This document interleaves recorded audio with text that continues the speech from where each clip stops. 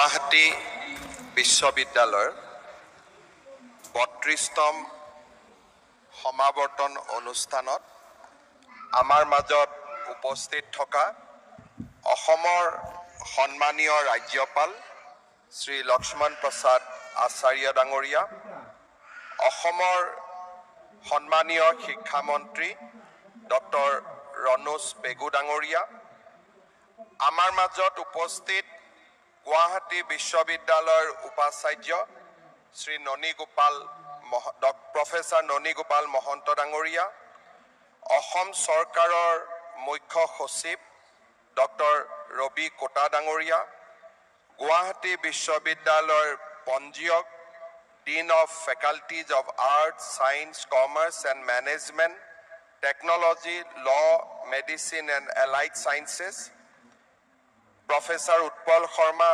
Doctor Hemanta Kumar Nath, টেৰী director general doctor Bibha Dhawan, আজি আমি ইয়াতে সন্মানিত কৰিব বিচৰা ডক্টৰ অমল চন্দ্ৰ কটকী ডাঙৰীয়া, ডক্টৰ তপন শইকীয়া ডাঙৰীয়া, অৰুণাচল প্ৰদেশৰ সন্মানীয় উপ মুখ্যমন্ত্ৰী চাওনামিন ডাঙৰীয়া আৰু আজিৰ এই অনুষ্ঠানত বিভিন্ন ধৰণে নিজৰ শৈক্ষিক যাত্ৰাৰ এক অন্যতম মাইলৰ খুঁটা প্ৰতিষ্ঠা কৰি ইয়াতে সমাৱৰ্তন অনুষ্ঠানত ডিগ্ৰী বা ডক্টৰেট ল'বৰ কাৰণে উপস্থিত সন্মানীয় ছাত্ৰ ছাত্ৰীসকল আৰু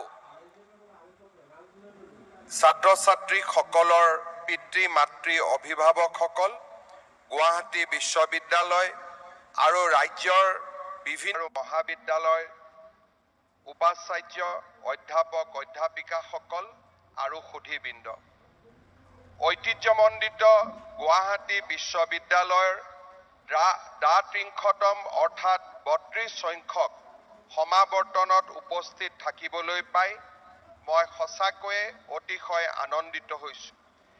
এই সমাৱৰ্তনত ডিগ্ৰী লাভ কৰা প্ৰতিগৰাকী শিক্ষাৰ্থীলৈ মই আন্তৰিক অভিনন্দন জ্ঞাপন কৰিছোঁ।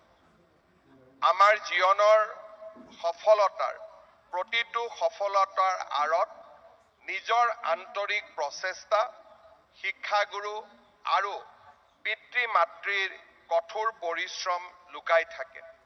সেয়েহে ছাত্ৰ ছাত্ৰীসকলৰ সফলতাৰ বাবে ব্যক্তিগতভাৱে ছাত্ৰ ছাত্ৰীসকলক অভিনন্দন জনাইছোঁ আৰু সকলো ছাত্ৰ ছাত্ৰীৰে প্ৰেৰণাৰ উৎস পিতৃ মাতৃ তথা পৰিয়ালৰ সকলোকে মই ধন্যবাদ আৰু আন্তৰিক অভিনন্দন জ্ঞাপন কৰিছোঁ। গুৱাহাটী বিশ্ববিদ্যালয়ৰ এগৰাকী প্ৰাক্তন ছাত্ৰ হিচাপে আজিৰ এই সমাৱৰ্তনত উপস্থিত থাকিবলৈ পাই আৰু আপোনালোকক সম্বোধন কৰিবলৈ পাই মই নিজেও গৌৰৱ অনুভৱ কৰিছোঁ।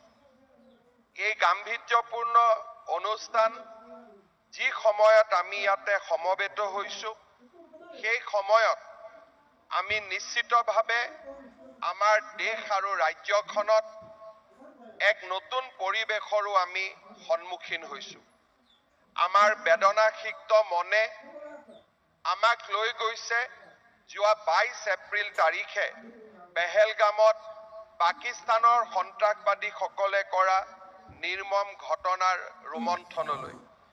আজিৰ এই দিনটোত আমি আকৌ এবাৰ থিয় হৈছোঁ, যিসকল লোকে, যিসকল পৰিয়ালে তেওঁলোকৰ আপোনজনক হেৰুৱালে আৰু যিসকলে নিজৰ আপোনজনক হেৰুৱাই এক অনিশ্চিত ভৱিষ্যতৰ সৈতে থিয় হৈ থাকিবলৈ সংগ্ৰাম কৰিছে। বিদেহী আত্মাৰ প্ৰতি আমি সদ্গতি কামনা কৰিছোঁ আৰু তেখেতসকলৰ পৰিয়ালৰ প্ৰতি অসমবাসী ৰাইজৰ হৈ আমি আন্তৰিক সমবেদনা জ্ঞাপন কৰিছোঁ। অসমবাসী ৰাইজৰ হৈ ৰাষ্ট্ৰই যাতে পাকিস্তান আৰু আমাৰ ৰাষ্ট্ৰৰ শত্ৰুক এক উপযুক্ত উত্তৰ দিব পাৰে, সন্ত্ৰাসবাদৰ বিৰুদ্ধে আমাৰ যুঁজখনে যাতে এক আমি আস্থা পোষণ কৰিছো আৰু আমি আশাবাদী যে তেখেতৰ নেতৃত্বত এক শূন্য সহনশীল নীতিৰ জৰিয়তে আমি আমাৰ শত্ৰু ৰাষ্ট্ৰসমূহক যোগ্য প্ৰত্যুত্তৰ দিম, ভাৰতবৰ্ষৰ নিৰাপত্তা নিশ্চিত কৰিম, দেশৰ পৰা সন্ত্ৰাসবাদক আমি চিৰদিনৰ বাবে বিদায় দিবলৈ সক্ষম হ'ম। শ্ৰদ্ধাৰ সুধীবৃন্দ, ছাত্ৰ ছাত্ৰীসকলৰ জীৱনৰ চিৰস্মৰণীয় দিন এটাত আজি আমি গুৱাহাটী বিশ্ববিদ্যালয়ত উপস্থিত হৈছো। জিলিকাব লুইতৰে পাৰ এই প্ৰতিশ্ৰুতিৰে গুৱাহাটী বিশ্ববিদ্যালয়ে নতুন প্ৰত্যাশা আৰু দৃঢ় সংকল্পৰ মাজেৰে আমাৰ ৰাজ্যখনৰ শৈক্ষিক আকাশত আত্মপ্ৰকাশ কৰিছিল। গুৱাহাটী বিশ্ববিদ্যালয় এনে এখন শিক্ষা অনুষ্ঠান যিখন শিক্ষা অনুষ্ঠান শিল বালি আৰু চিমেণ্টেৰে নিৰ্মাণ হোৱা নাছিল, যিখন বিশ্ববিদ্যালয় অসমৰ ৰাইজৰ আশা আকাংক্ষা আৰু বহুবোৰ সপোনক বুকুত বান্ধি এই বিশ্ববিদ্যালয়খনে অসমৰ আকাশত আত্মপ্ৰকাশ কৰিছিল। আজি গুৱাহাটী বিশ্ববিদ্যালয় উপাচাৰ্যৰ প্ৰতিবেদনত বিশ্ববিদ্যালয়খনৰ সোণসেৰীয়া যাত্ৰাৰ বিষয়ে আমি সকলো অৱগত হৈছো। গুৱাহাটী বিশ্ববিদ্যালয়ক কেন্দ্ৰ কৰি আৰম্ভ কৰিব বিচৰা কেইবাটাও নতুন ইনিচিয়েটিভ বা নতুন নিৰ্ণয়ৰ বিষয়েও আমি অৱগত হৈছো। মই বিশ্বাস কৰোঁ এনে ধৰণৰ সিদ্ধান্ত আৰু এনে ধৰণৰ সংকল্পই গুৱাহাটী বিশ্ববিদ্যালয়ৰ জন্ম সময়ৰ যি সপোন আছিল সেই সপোনবিলাকক আগুৱাই লৈ যাব, সপোন সংকল্প হ'ব আৰু সেই সংকল্পবোৰ সিদ্ধিত পৰিণত হ'ব। ভাৰতবৰ্ষৰ সভ্যতাই শিক্ষাক আটাইতকৈ এক প্ৰকাৰ ক'ব গ'লে কেন্দ্ৰীয় স্থানত সদায়ে অলংকিত কৰি আহিছে। ভাৰতবৰ্ষৰ যাত্ৰাই হ'ল শৈক্ষিক যাত্ৰা, ভাৰতবৰ্ষৰ যাত্ৰাই হ'ল জ্ঞান আৰু আলোকৰ যাত্ৰা। প্ৰজ্ঞানং ব্ৰহ্মৰ পৰা আৰম্ভ কৰি আজি মহাকাশলৈ, চন্দ্ৰায়ন মংগলায়নলৈ ভাৰতবৰ্ষৰ সভ্যতা সংস্কৃতিয়ে শিক্ষা আৰু শিক্ষাৰ সৈতে জড়িত আটাইবোৰ কলাক লৈ আমি এক নিশ্চিতভাৱে বিকাশৰ দিশত আগুৱাই গৈ আছো। আজি আমি গৌৰৱ অনুভৱ কৰোঁ যে সমগ্ৰ বিশ্বৰ ভিতৰতে আজি আমাৰ ভাৰতবৰ্ষ পঞ্চম অৰ্থনীতিত পৰিৱৰ্তন হৈছে আৰু ভাৰতবৰ্ষই আজি বিজ্ঞান, সংস্কৃতি, কলা, ক্ৰীড়া আৰু নতুন নতুন ইমাৰ্জিং ছাবজেক্ট সকলোতে বিশ্বৰ ভিতৰতে এক মহত্তম স্থান দখল কৰিবলৈ সক্ষম হৈছে। ভাৰতবৰ্ষৰ বিকাশৰ যাত্ৰাৰ সমান্তৰালভাৱে যোৱা 10টা বছৰত আমাৰ ৰাজ্যখনেও এক নতুন যুগত প্ৰৱেশ কৰিছে। বহু বছৰৰ পিছত আমাৰ ৰাজ্যখনে ধৰ্ণা বন্ধ আন্দোলন, বন্দুক, গুলি, গ্ৰেনেডৰ পৰিৱৰ্তে আমি এটা নতুন যুগত প্ৰৱেশ কৰিবলৈ আগবাঢ়িছো। বহুদিনৰ অন্ধকাৰৰ কলীয়া ডাৱৰবোৰ যেন লাহে লাহে আমাৰ ৰাজ্যখনৰ পৰা আঁতৰি যাব আৰম্ভ কৰিছে। আমি এনে কালখণ্ডত আহি আজি উপনীত হৈছো যাৰ পৃষ্ঠভূমিত আমি এখন নতুন অসম নিৰ্মাণ কৰিব পাৰো আৰু এই সময়খিনিত আমাৰ সুস্থিৰ সিদ্ধান্ত, আমাৰ মন আৰু মগজুৰ ইতিবাচক পদক্ষেপসমূহে আমাৰ ৰাজ্যখনক ভাৰতবৰ্ষৰ ভিতৰতেই এখন শক্তিশালী ৰাজ্যৰ পৰ্যায়লৈ লৈ যাব পাৰে। আৰু আনহাতে আমাৰ ৰাজ্যখনেও যোৱা 10টা বছৰত অজস্ৰ আভ্যন্তৰীণ শক্তি আহৰণ কৰিছে, যাৰ জৰিয়তে আমি মানুহৰ ওচৰ চপাই লৈ যাব পাৰিছো। জাতি বৰ্ণৰ মাজত, জনগোষ্ঠীসমূহৰ মাজত আশা আৰু আকাংক্ষাৰ এক নতুন দিগন্ত আৰু নতুন সপোন আমি ৰোপণ কৰিব পাৰিছো। আমাৰ ৰাজ্যৰ দীৰ্ঘম্যাদী সমস্যাসমূহৰ বিপক্ষে বা সমাধানৰ বাবে আজি আমি যুঁজিবলৈ শক্তি আহৰণ কৰিছো। ছাত্ৰ অৱস্থাৰে পৰা আমাৰ ৰাজ্যখনৰ যি পৰিৱৰ্তন বা ৰাজ্যখনৰ যি বিৱৰ্তন যোৱা কেইবাটাও দশক আমি প্ৰত্যক্ষ কৰিছিলো। আমাৰ ৰাজ্যখনত এটা সময় আছিল যিটো সময়ত আমি সপোন দেখাৰ সাহস আমাৰ নাছিল। প্ৰতিটো ৰাতিপুৱা কেনেকৈ আমি এক প্ৰকাৰ ক'ব গ'লে শান্তি আৰু নিজকে বিভিন্ন ধৰণৰ অপঘাত বা বিভিন্ন ধৰণৰ অশান্তিৰ পৰা বচাই সন্ধিয়া কেনেকে আমন্ত্ৰণ কৰিব পাৰো, সেয়ে আমাৰ জীৱন যাত্ৰা আছিল। 1979 চনত অসমত আৰম্ভ হোৱা আন্দোলনৰ পৰৱৰ্তী সময়ছোৱাত আমাৰ ৰাজ্যৰ অৰ্থনীতি ভাঙি এক বিপৰ্যয়ৰ সন্মুখীন হৈছিল। বানপানীয়ে প্ৰতি বছৰে তাণ্ডৱ সৃষ্টি কৰিছিল। বিভিন্ন জাতি জনগোষ্ঠীৰ মাজত আৰম্ভ হোৱা সন্ত্ৰাসবাদৰ সৈতে জড়িত সংগঠনসমূহে আমাৰ জীৱন বিপন্ন কৰি তুলিছিল। আমাৰ ৰাজ্যত নতুন চিন্তাৰ অভাৱ হৈছিল আৰু ভাল চিন্তা কৰিব পৰা মানুহসকলে আমাৰ ৰাজ্যৰ পৰা আঁতৰি গৈছিল।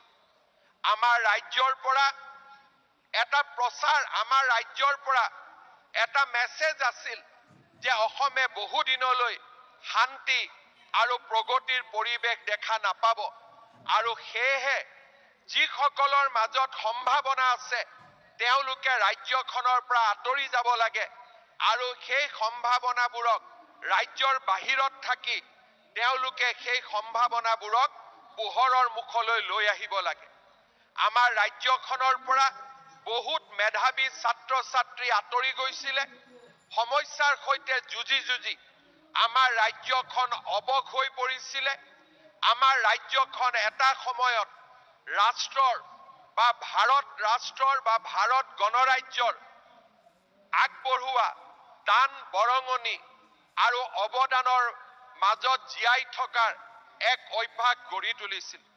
স্বাধীনতাৰ প্ৰাক মুহূৰ্তত আমাৰ ৰাজ্যখন এখন কন্ট্ৰিবিউটৰী ষ্টেট আছিলে আৰু এটা সময়ত আমি ডিপেণ্ডেণ্ট ষ্টেটলৈ ৰূপান্তৰ হৈছিলো। চৰকাৰী কৰ্মচাৰীক দৰমহা কেইটা দিয়াৰ আগলৈকে কেন্দ্ৰ চৰকাৰে আমাক কেনেকৈ টকা পঠিয়াব আৰু তাৰ পিছত সেই টকাৰে আমি ৰাজ্যৰ কৰ্মচাৰীসকলক দৰমহা দিম, সেই টকাৰে আমি মেডিকেল কলেজৰ ঔষধ কিনিম, এক প্ৰকাৰ এক ডিপেণ্ডেণ্ট ষ্টেটৰ পৰ্যায়লৈকে আমি নিজকে লৈ গৈছিলো। ৰাজ্যৰ মুখ্যমন্ত্ৰীসমূহে ভিক্ষাৰ পাত্ৰলৈ নতুন দিল্লীলৈ যোৱা এক অভ্যাসত পৰিণত হৈছিল। নিজৰ ভৰিৰ ওপৰত নিজে থিয় দিয়াৰ সাহস আমি হেৰুৱাই পেলাইছিলো আৰু এটা সময়ত অসমৰ ভৱিষ্যত সম্পৰ্কে আমি সকলোৱে সন্দেহ আৰু অনিশ্চয়তাৰ মাজত বাস কৰিছিলো। সন্দেহ আৰু অনিশ্চয়তাৰ মাজত অসমত এচাম লোকৰ জন্ম হৈছিলে, যিচাম লোকে এই সন্দেহ আৰু অনিশ্চয়তাৰ মাজতেই নিজৰ ব্যক্তিগত জীৱনৰ সমৃদ্ধি দেখা পাইছিলে। অসমৰ চাৰিওফালে থকা সন্ত্ৰাসবাদৰ মাজত, চাৰিওফালে থকা আন্দোলনমুখী পৰিৱেশৰ মাজত সেইচাম লোকে নিজৰ ব্যক্তিগত মুনাফা দেখা পাইছিলে আৰু এচাম আঙুলিত গন্তি কৰিবলগীয়া লোকে আশা কৰিছিল যে অসমখন এনেকৈ সদায় অন্ধকাৰৰ মাজত থাকক আৰু তাৰ পৰাই আমি আমাৰ ব্যক্তিগত জীৱনৰ সমৃদ্ধিৰ সৌধ আমি নিৰ্মাণ কৰিম।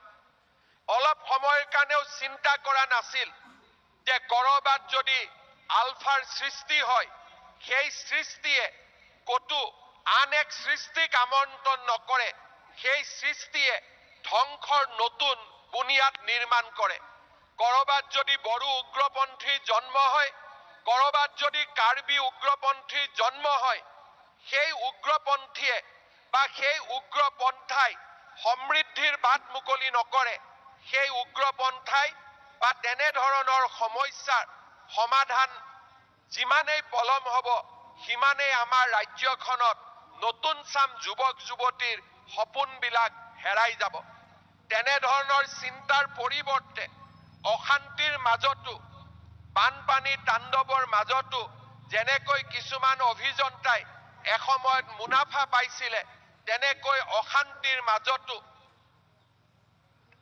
অন্ধকাৰে ঢাকি ৰখা অসমৰ মাজতো কিছু মুষ্টিমেয় ব্যক্তিয়ে নিজৰ জীৱন আগুৱাই লৈ যোৱাৰ বাবে বাট মুকলি কৰি লৈছিলে। আমি 2014 চনৰ পৰা সেই চাম লোকক প্ৰত্যাহ্বান জনাইছিলো আৰু আমি সাহসেৰে প্ৰত্যাহ্বান জনাইছিলো যে আমাৰ ৰাজ্যখনৰো ভৱিষ্যত আছে। যদি কৰ্ণাটক, তামিলনাডু, ৰাজস্থানৰ যদি ভৱিষ্যত থাকিব পাৰে, আমাৰ অসমৰো ভৱিষ্যত থাকিব পাৰে। তামিলনাডু, কৰ্ণাটকৰ ল'ৰা ছোৱালীয়ে যদি নিজৰ সপোনবিলাক বাস্তৱত ৰূপায়িত কৰিব পাৰে, আমাৰ ৰাজ্যখনেও আমাৰ ৰাজ্যৰ নৱ প্ৰজন্মক তেনে সপোনবিলাক বাস্তৱত ৰূপায়িত কৰাৰ পথ দেখুৱাব পাৰে।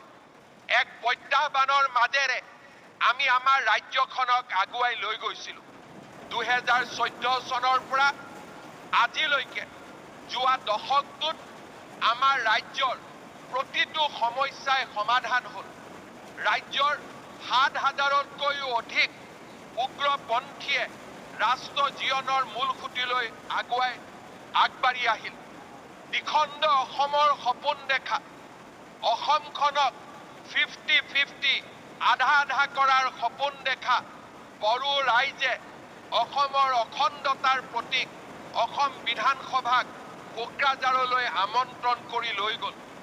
অসমৰ চাৰিওফালে আন্দোলন বিবৰ্জিত পৰিৱেশ সৃষ্টি হ'ল আৰু আমাৰ চাৰিওফালে থকা অশান্তি, অসুৱা এই সমগ্ৰ শক্তিবিলাকে নিজক পৰাজিত বুলি অনুভৱ কৰিবলৈ বাধ্য হ'ল।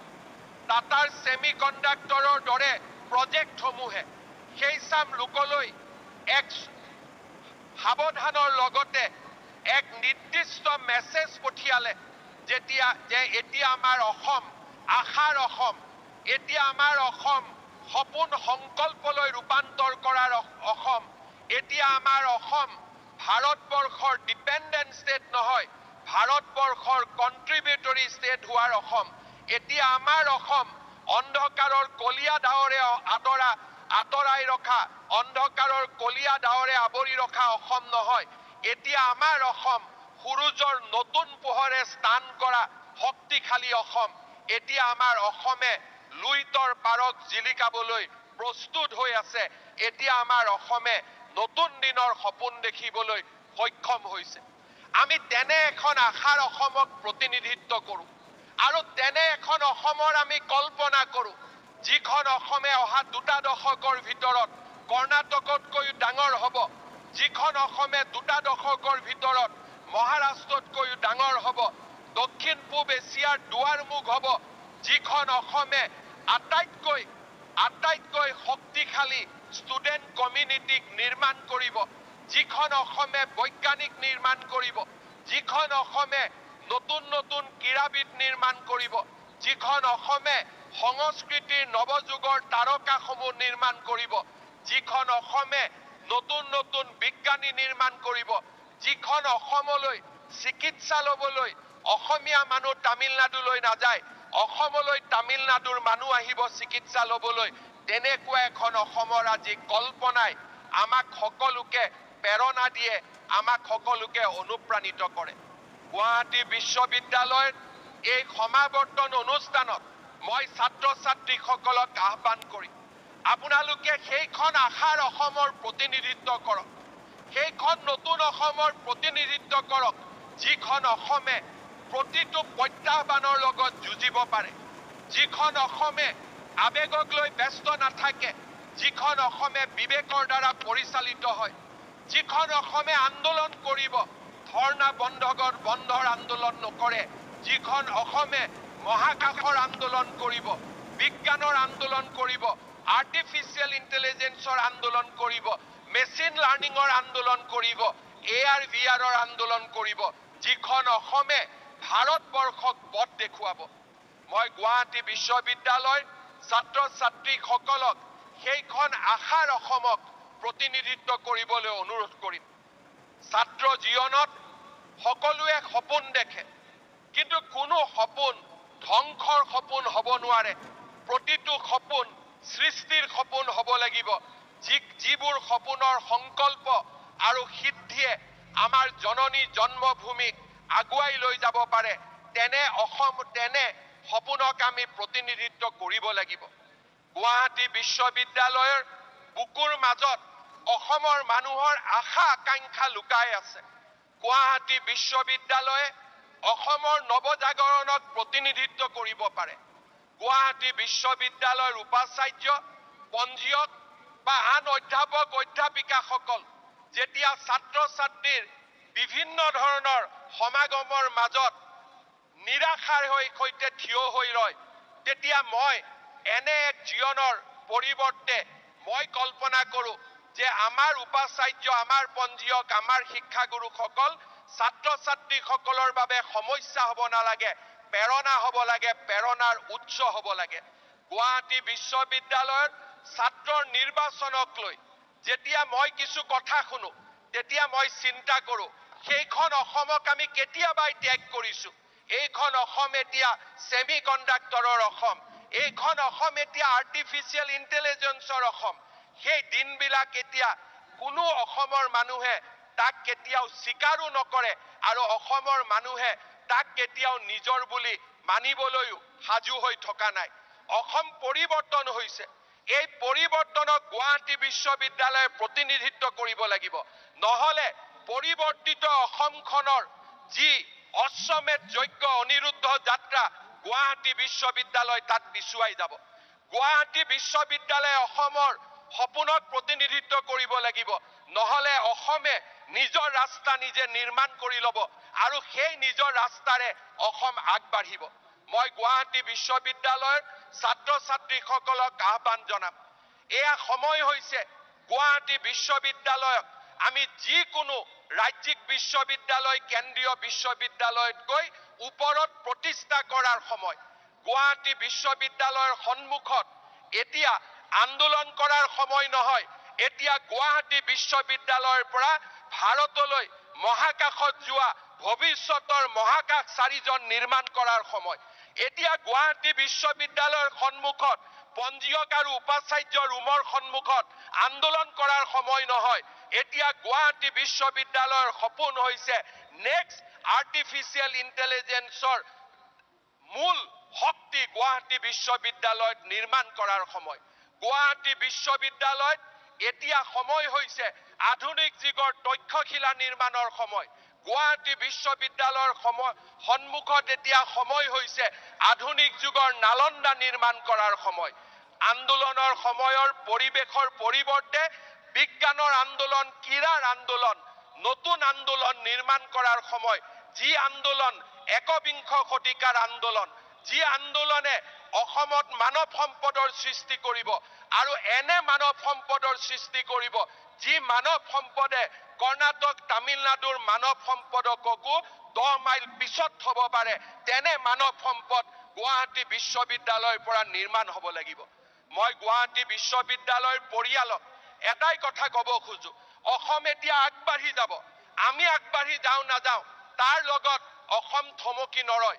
অসম নিশ্চিত, অসম এতিয়া আগুৱাই যাব আৰু অসমে ভাৰতবৰ্ষৰ ভিতৰতে অহা 2 দশকৰ ভিতৰত শক্তিশালী ৰাজ্য হিচাপে নিজক প্ৰতিষ্ঠা কৰিব। প্ৰত্যাহ্বান হৈছে এই নৱজাগ্ৰত অসমখনৰ নেতৃত্ব গুৱাহাটী বিশ্ববিদ্যালয়ে ল'ব নে আন কোনোবাক এই নেতৃত্ব ল'বলৈ এৰি দিব। গুৱাহাটী বিশ্ববিদ্যালয়ৰ পৰিয়ালক, ছাত্ৰ ছাত্ৰীসকলক মই আহ্বান জনাম, আমি অসম আন্দোলনৰ সময়ৰ বহু কথা বতৰা এতিয়া পিছ পেলাই আমি নতুন দিনৰ কল্পনা কৰিব লাগিব। আমি এটা সময় আছিল, আমাক কিছু কথাৰ প্ৰয়োজন আছিল।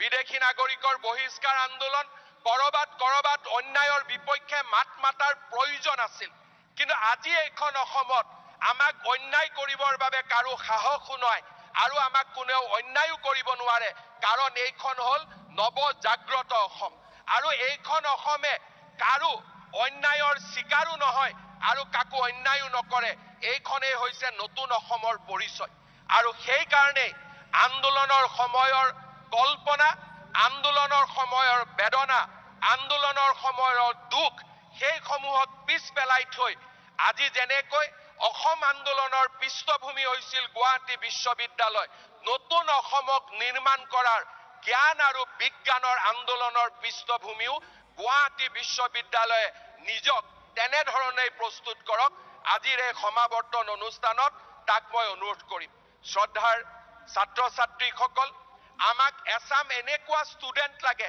যাৰ মনত কিলিং ইনষ্টিংক্ট আছে যোনে কোনোবাই আমাক কাম দিব তাৰ কাৰণে আমি কাৰোবাৰ ওচৰত আমি নিজক আত্মসমৰ্পণ কৰিম তেনেকুৱা নহয় আমাক আজি ছাত্ৰ ছাত্ৰী লাগে যাৰ মনত কিলিং ইনষ্টিংক্ট আছে নতুন কিবা এটা কৰাৰ দুৰ্বাৰ সপোন আছে যি ছাত্ৰ ছাত্ৰীয়ে বিচাৰে মই এটা চাকৰি কৰাতকৈ 10 জন ল'ৰাক মই কিবা নিজে কৰ্ম সংস্থাপন দিম আজি আমাক এন্টাৰপ্ৰেনিয়ৰ্ছ লাগে আজি আমাক নতুন ধৰণে চিন্তা কৰা আমাক যুৱক যুৱতী লাগে যিসকলে জীৱনৰ লগত কম্প্ৰমাইজ কৰে জীৱনত দুটা ৰাস্তা আমাৰ সন্মুখত সদায় খোলা থাকে সহজ সিম্পল ৰাতিপুৱা 10টা বজাত ঘৰৰ পৰা ওলাইছো 5টা বজাত ঘৰলৈ সোমাই যাম জাগ্ৰত অসমক তাৰ পৰিৱৰ্তে এনেকুৱা এছাম ছাত্ৰ ছাত্ৰী লাগে যোনে কলেজত অধ্যাপিকা হোৱাৰ পিছত 2 ঘণ্টা অতিৰিক্তকৈ কাম কৰাৰ ক্ষমতা ৰাখে আমাক এছাম ছাত্ৰ ছাত্ৰী লাগে যোনে জীৱনৰ প্ৰত্যাহ্বান গ্ৰহণ কৰি ষ্টাৰ্টআপৰ জৰিয়তে নিজৰ সুপ্ত প্ৰতিভাক সন্মুখলৈ আনিবলৈ সাহস ৰাখে আমাক এছাম ছাত্ৰ ছাত্ৰী লাগে যি ছাত্ৰ ছাত্ৰীয়ে নিজৰ আত্মা আৰু শৰীৰত লুকাই থকা শক্তি বুজিবলৈ সাহস কৰিব পাৰে আৰু সেই শক্তিক সমাজ আৰু পৰিয়ালৰ সমৃদ্ধিৰ বাবে ব্যৱহাৰ কৰিবলৈ সাহস লাগে আমাক এছাম ছাত্ৰ ছাত্ৰী লাগে যাৰ ইনোভেশন যাৰ কল্পনাই ইনোভেশনক আমন্ত্ৰণ কৰে যাৰ কল্পনাই এটা সহজ সৰল আৰু ষ্টেটাস কো জীৱনৰ পৰিৱৰ্তে যাৰ কল্পনাই নতুন আৱিষ্কাৰ নতুন ইনোভেশনক স্বীকাৰ কৰিব খোজে তেনেকুৱা কিলিং ইনষ্টিংক্ট থকা আমাক এছাম ছাত্ৰ ছাত্ৰী লাগে আমাক এছাম ছাত্ৰ ছাত্ৰী লাগে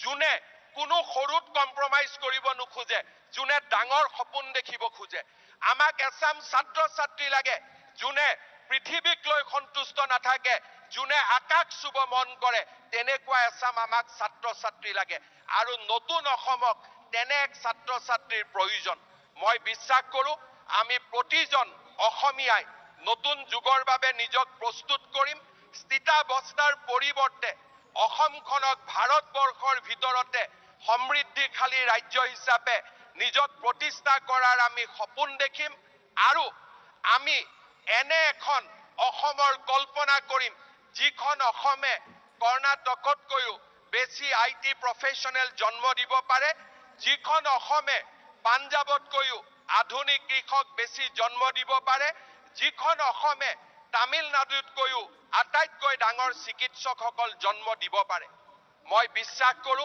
গুৱাহাটী বিশ্ববিদ্যালয়ৰ মাজত সেই শক্তি লুকাই আছে গুৱাহাটী বিশ্ববিদ্যালয়ে ছাত্ৰ ছাত্ৰীসকলক এক কিলিং ইনষ্টিংক্ট দিব পাৰে গুৱাহাটী বিশ্ববিদ্যালয়ে আমাৰ ছাত্ৰ ছাত্ৰীসকলক আকাশ দেখাৰ আকাশ চোৱাৰ সপোন দেখুৱাব পাৰে মই আশা কৰিম অহা 10টা বছৰত গুৱাহাটী বিশ্ববিদ্যালয়ে নিজক আকৌ এবাৰ আত্ম আৱিষ্কাৰ কৰক নতুন অসমৰ নেতৃত্ব ল'বলৈ নিজক সাজু কৰক আৰু পৰ্যায়ক্ৰমে অসমৰ বিকাশ আৰু উন্নয়নৰ লগত জড়িত এছাম মানৱ সম্পদ নিৰ্মাণ কৰক ৰাজ্য চৰকাৰে গুৱাহাটী বিশ্ববিদ্যালয়ৰ সৰ্বাংগীন বিকাশৰ বাবে আৰু এই বিশ্ববিদ্যালয়ৰ উন্নয়নৰ বাবে গুৱাহাটী বিশ্ববিদ্যালয় কৰ্তৃপক্ষৰ লগতে আমিও একেধৰণে চিন্তিত যে এই বিশ্ববিদ্যালয়খনে সকলো দিশৰ পৰাই